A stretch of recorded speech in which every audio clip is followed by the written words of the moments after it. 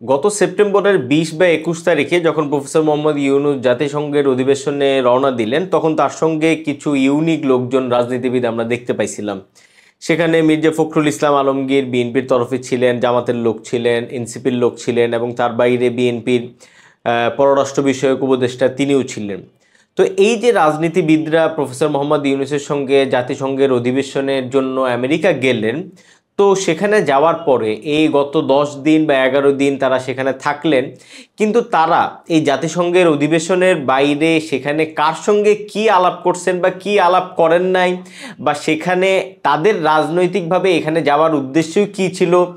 এগুলা নিয়ে আপনারা খেয়াল করবেন যে আমাদের পত্রপত্রিকায় কোনো ধরনের কোথাও কোনো আলাপ হয় নাই। মানে এখানে দুইটা বিষয়। প্রথমত যেটা হইতে পারে যে প্রফেসর মোহাম্মদ ইউনূস সে কয়েকজন নেতাকে নিয়ে গেছেন, রাজনীতিবিদ নানান দলের, এবং তারা প্রফেসর ইউনূসের সঙ্গে আবার চলে আসছেন, এটা হইতে পারে। সেখানে আমেরিকার কারোর সঙ্গে তাদের কোনো আলাপ ইত্যাদি হয় নাই। অন্যদিকে আরেকটা যেটা হইতে পারে যে প্রফেসর মোহাম্মদ ইউনূস সেখানে রাজনৈতিকভাবে আমেরিকার তরফে আমেরিকার পররাষ্ট্র বিষয়ে কাজকর্ম করেন, তাদের সঙ্গে এই রাজনীতিবিদদের আলাপ আলোচনা যেন হয় সেরকম একটা উদ্দেশ্য নিয়ে গেছেন, কিন্তু সামহাও তাদের আলাপ আলোচনার মধ্যে দিয়ে যে কোনো আউটকাম যাই আসুক না কেন সেগুলো আমাদেরকে জানানো হয় নাই। তো আমাদের দিক থেকে এই দুইটার যে কোনোটাই হোক, আমাদের দিক থেকে এই আলাপটা খুবই গুরুত্বপূর্ণ যে আমাদের দেশের রাজনীতিবিদরা যারা বাংলাদেশের পররাষ্ট্র বিষয়ে আমেরিকায় যায়া সফর করতেছেন, পররাষ্ট্র বিষয়ে আলাপ আলোচনা করতেছেন বলে আমরা ধারণা করতেছি, কিন্তু আমাদের পত্রপত্রিকায় কোথাও আমরা এই ধরনের কোনো ধরনের কনসার্ন আমরা দেখতে পাচ্ছি না, এবং আমরা ধারণা করতে পারতেছি না যে আসলে আমাদের যেই পররাষ্ট্রের যে ভবিষ্যৎ আমেরিকার দিক থেকে, চায়নার দিক থেকে, সেটা কোন দিকে যাবে সেটাও আমরা বুঝতে পারতেছি না। ফলে এটা খুবই গুরুত্বপূর্ণ একটা জায়গা, এবং এটা একদিক থেকে একটু আমি বলবো যে একটু অপমানজনক অ্যাজ এ নাগরিক আমাদের জন্য, যে আমাদেরকে কেন্দ্র করে যে রাজনীতিবিদরা দেশ বিদেশ যান, তারা সেখানে যায় কি করেন, কেন যান, সেগুলো আমরা আসলে কিছুই জানতে পারি না। অন্যদিকে একটা খবর নিশ্চয়ই আজকে আপনাদের চোখে পড়ছে যে বাংলাদেশের সঙ্গে চায়নার সম্পর্কের 50 বছর পূর্তি উপলক্ষে চায়নার প্রেসিডেন্ট শি জিনপিং বলছেন যে চায়নার যে বেল্ট অ্যান্ড রোড ইনিশিয়েটিভ আছে বা বিআরআই, তার একটা বাংলাদেশ একটা গভীর সহযোগী বা বন্ধু হতে যাচ্ছে। তো এখন প্রশ্ন হইল যে আপনারা জানেন নিশ্চয়ই যে বাংলাদেশের সঙ্গে চায়নার যে সম্পর্ক সেটা বেসিক্যালি শুরু হয়েছিল জিয়াউর রহমানের হাত ধইরা, এবং পরবর্তীতে সেই সম্পর্কের 50 বছর পূর্তি হইল। তো সেই পূর্তি উপলক্ষে আজকে যখন তিনি এই কথাটা বললেন যে বাংলাদেশ তার বেল্ট অ্যান্ড রোডের একজন গুরুত্বপূর্ণ বন্ধু হতে যাচ্ছেন, তো স্বাভাবিকভাবেই প্রশ্ন উঠে যে এই বন্ধুটা আসলে কে, মানে আগামী সরকারের কথা তিনি মিন করতেছেন নাকি বর্তমানে যে প্রফেসর ইউনূসের সরকার তার কথা তিনি মিন করতেছেন। প্রফেসর মোহাম্মদ ইউনূসকে কি আমরা আসলে এমন কোনো কাজ করতে দেখছি যে তিনি আসলে চায়নার ব্যাপারে, চায়নার যে বেল্ট অ্যান্ড রোড বা এই সেই যাই থাকুক না কেন সব কিছুর ব্যাপারে খুবই আগ্রহী ছিলেন? ফলে এই প্রশ্নটাকে কেন্দ্র করে আজকে যখন চায়নার প্রেসিডেন্ট শি জিনপিং এই কথাটা বলছেন, বিআরআইকে কেন্দ্র করে বাংলাদেশের এই যে বন্ধুত্বের যেই সম্ভাবনা তিনি দেখতে পাইতেছেন, এটার মধ্যে দিয়ে আসলে সেই প্রশ্নটা আবার উঠে আসে যে তাইলে আমাদের যে রাজনীতিবিদরা আমেরিকা গেলেন তাদের সঙ্গে আসলে বাংলাদেশের যে রাজনীতিবিদ তাদের আলোচনার ক্ষেত্রে কি এই প্রসঙ্গটা ছিল কিনা। আপনারা খুব ভালোভাবেই জানেন যে বাংলাদেশের সঙ্গে আমেরিকার সম্পর্ক বা আমেরিকার সঙ্গে আমেরিকার তরফে বাংলাদেশের কাছে পররাষ্ট্র বিষয়ক যা চাওয়া তার সবই আসলে এই চায়না ফ্যাক্টরটাকে কেন্দ্র কইরা, তার ম্যাক্সিমাম জিনিসই আসলে চায়না ফ্যাক্টরকে কেন্দ্র কইরা। কারণ এখানকার আমেরিকার যেই নীতি, ইন্দো প্যাসিফিক স্ট্র্যাটেজি বা এই যাই কিছুই বলেন না কেন, সেটা আসলে এই চায়নার এই বিআরআই, এই চায়নার বেল্ট অ্যান্ড রোড, এই চায়নার এখানকার অর্থনৈতিক যে আধিপত্য তৈরি হচ্ছে, হেজিমনি ক্রিয়েট হচ্ছে, সেটাকে কাউন্টার করার জন্য এবং এই অঞ্চলে আমেরিকান আধিপত্য বজায় রাখার জন্য। ফলে বাংলাদেশের সঙ্গে আমেরিকার কি সম্পর্ক হবে তার পুরোটাই আসলে নির্ভর করতেছে বাংলাদেশের সঙ্গে চায়না সম্পর্ক কি হবে। এবং সেই দিক থেকেই মানে আমাদের এই প্রশ্নটা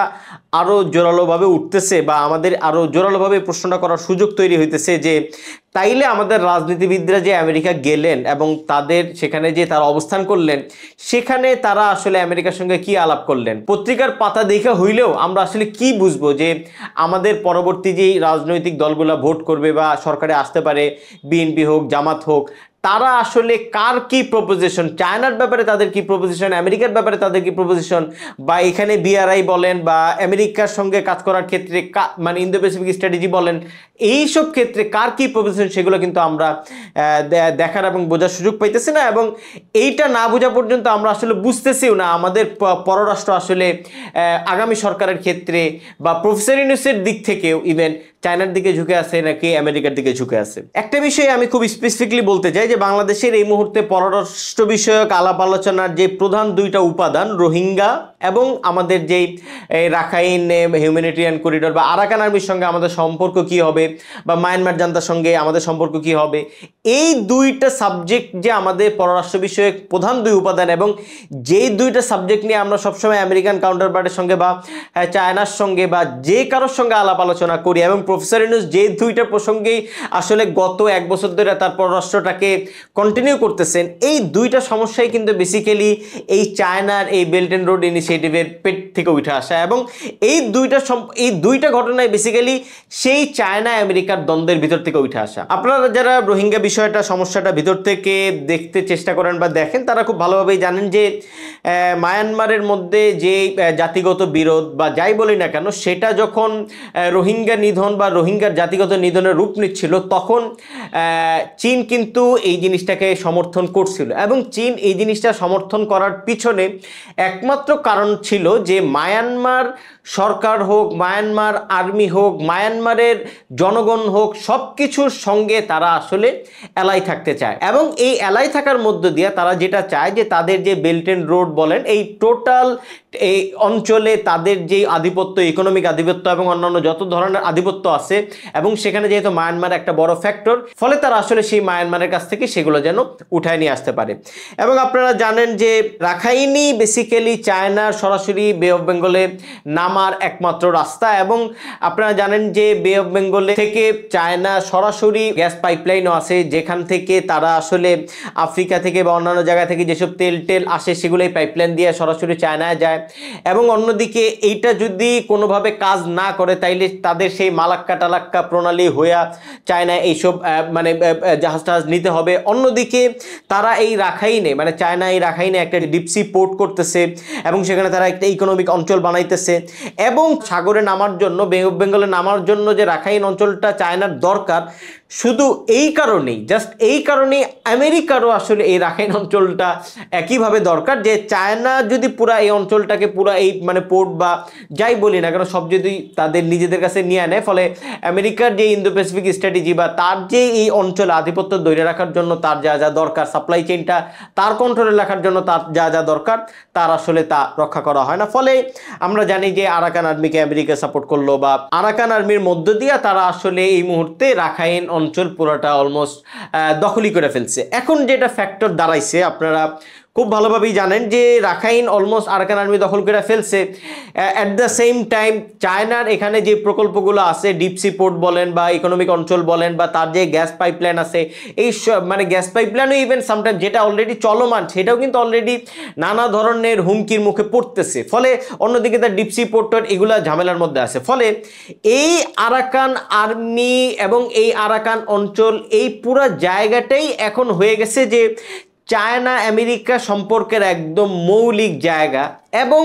সেখানে বাংলাদেশের ইনভলভমেন্টটা চায়নার কাছে যেমন একইভাবে আমেরিকার কাছে গুরুত্বপূর্ণ। এবং আমাদের রাজনীতিবিদরা যখন আমেরিকা যান, আমাদের রাজনীতিবিদরা যখন চায়না যান, তখন আসলে বেসিক্যালি আমাদের এটাই বোঝার থাকে যে আমাদের তাইলে আগামী ভবিষ্যতের যে পররাষ্ট্র, সেখানে আমরা আসলে এই আরাকানকে কেন্দ্র করে বা রাখাইন অঞ্চলকে কেন্দ্র করে এই যে আমেরিকা চায়নার যে দ্বন্দ্ব তৈরি হয়েছে, সেখানে আমরা কিভাবে আমাদের নিজস্ব যে অবস্থান সেটা আমরা কিভাবে তৈরি করব। এখানে আমি একটা খুবই স্পেসিফিক স্পষ্ট আর্গুমেন্ট করতে চাই, সেটা হচ্ছে যে আপনারা জানেন যে এই মুহূর্তে আমাদের আরাকানে বা রাখাইনে যেই করিডোর বা প্যাসেজ দেওয়ার জন্য আমেরিকা চাচ্ছে বা মানে ইউএন চাচ্ছে, সেটা প্রফেসর ইউনূস আগায় নেওয়ার জন্য কাজ করছেন। এখন প্রশ্ন হইল যে আরাকানে যদি এই প্যাসেজটা দেওয়া হয়, আরাকানে রাখাইনে যদি এই করিডোরটা বাংলাদেশের তরফ থেকে দেওয়া হয়, তাইলে আরাকান আর্মি ফাইনালি তার যে সাপোর্টটা দরকার, এই পুরো সাপোর্টটাই সে আসলে পেয়ে যায়। এবং সে যদি এই পুরো সাপোর্টটা পেয়ে যায়, তাইলে চায়নার যে রাখাইনে যে প্রকল্পগুলো আছে সেগুলো ভয়াবহ রকমের হুমকির মুখে পড়ে। ফলে এখানে আমি যে আর্গুমেন্টটা খুব ক্লিয়ারলি করতে চাই, সেখানে কিন্তু প্রফেসর ইউনূস এবং তার যে এই নিরাপত্তা বিষয়ক উপদেষ্টা খলিলুর রহমান তিনি কিন্তু এই প্যাসেজের পক্ষে কাজ করতেছেন। ফলে খুব ক্লিয়ারলি এই সরকার যে একটু আমেরিকার প্রতি বা চায়নার বিপরীতে আছে সেটা কিন্তু বোঝা যাচ্ছে। এবং আপনাদের খুব স্পষ্ট মনে থাকার কথা, যখন এই করিডোর নিয়ে আলাপ আলোচনা হচ্ছিল, রাখাইনে করিডোর দেওয়ার, তখন বিএনপি খুব স্পষ্টভাবে এটার বিরোধিতা করছিল। ফলে বিএনপি যেহেতু এটার বিরোধিতা করছিল, ফলে কিন্তু আমরা এক ধরনের বুঝতে পারি যে বিএনপির এই বিরোধিতার মধ্যে দিয়ে যদি আন্তর্জাতিক পার্টিদের খুশি হওয়ার থাকে, সবচেয়ে বেশি খুশি হয়েছে চায়না। ফলে বিএনপি এখানে মূলত তার নিজের যে স্টেক, সে যদি এই করিডোর দেয়, সে হয়তো বিএনপি ভাবতে পারে যে সেই এই কাজটা সে প্রফেসরের সাথে দিয়ে করবে না, তার নিজের করবে। এবং একই সঙ্গে সে যে চায়নার ব্যাপারে তার যে অবস্থান বা চায়নার প্রতি তার যে চায়নার সঙ্গে তার সম্পর্ক করার যে আগ্রহ, সেটার মধ্যে দিয়ে বিএনপি পরিষ্কার করলো। ফলে আপনি দেখেন যে বিএনপির এরকম একটা প্রো চায়না অবস্থান কিন্তু আমরা দেখতে পাচ্ছি। ফলে বিএনপি যদি আমেরিকা যায় এবং সে আমেরিকা ফিরে আসে এবং তার মধ্যে দিয়ে আমাদের পত্রপত্রিকায় যদি কোনো আলাপ আলোচনা না হয়, তাইলে আসলে আমাদের বোঝার উপায় থাকে না যে বিএনপির তরফে আসলে প্রো আমেরিকান কোনো অবস্থান মানে আছে কিনা বা সেরকম কোনো সম্ভাবনা আছে কিনা। আমি আসলে বলতে চাই না যে বিএনপি প্রো চায়না বা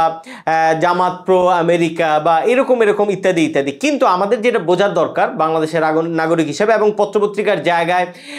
আলাপ আলোচনার জন্য হইলেও, যে আমাদের দলগুলা, রাজনৈতিক দলগুলা নির্বাচনের আগেই কার কি স্ট্যান্স, মানে কার কি রাজনৈতিক জায়গায় কার কোন পক্ষ বা কোন দিকে কে মানে ঝুঁকে আছে, সেই জায়গাগুলো যদি আমরা বুঝতে না পারি, তাইলে হয়তো আমাদের মানে নাগরিক হিসেবে আমাদের যে পূর্ণ অধিকার সেটা হয়তো আমরা ব্যবহার করতে পারতেছি না।